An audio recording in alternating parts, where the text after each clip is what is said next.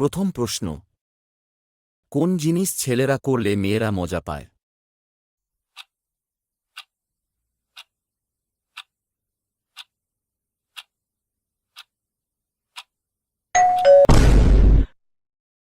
প্রশংসা। দ্বিতীয় প্রশ্ন, সুন্দরী মেয়েদের কোন জিনিসটা কালো হয়?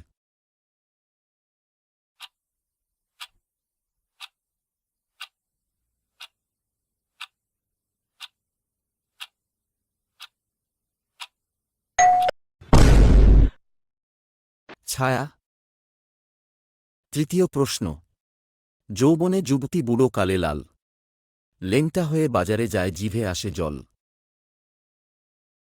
উত্তর জানা থাকলে কমেন্টে জানিয়ে যাবেন।